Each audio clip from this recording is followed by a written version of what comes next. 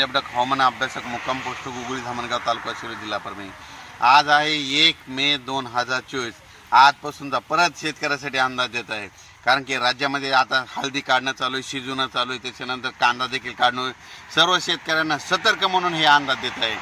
राज्यातील सर्व शेतकऱ्यांना सांगू इच्छितो की राज्यामध्ये आता जवळपास सांगायचं झालं तर 6 तारखेपर्यंत हवामान कोरडं राहणार आहे, म्हणून हे अंदाज लक्षात घ्या।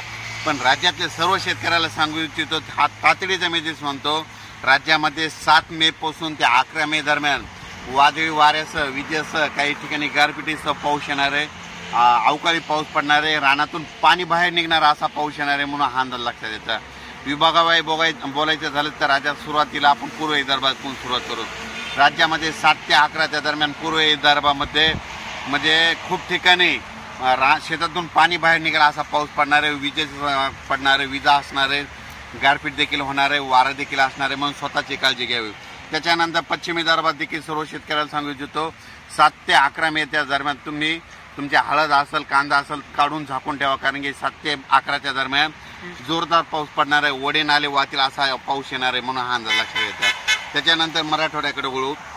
मराठवाड्यात देखील 7 ते 11 दरम्यान जोराचा पाऊस राहणार आहे, म्हणजे शेतातून पाणी बाहेर निघेल असा पाऊस राहणार आहे।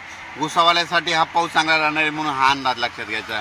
आणि मराठवाड्यातले देखील सर्व शेतकऱ्यांनी ज्यांचा कांदा असेल, हळद असेल, 7 तारखेच्या आत तुम्ही काढून झाकून ठेवा, साठवून ठेवा, कारण की खूप मोठा पाऊस असणार आहे, म्हणून हे अंदाज लक्षात घ्यायचा। त्याच्यानंतर पश्चिम महाराष्ट्राकडे पश्चिम महाराष्ट्रात देखील शेतकऱ्याचा कांदा देखील काढणं चालू आहे, म्हणून त्या शेतकऱ्यांनी काय करायचं, आपण आपल्या कांद्याची काळजी 7 तारखेच्या झाकून ठेवायची, तयारी ठेवायची।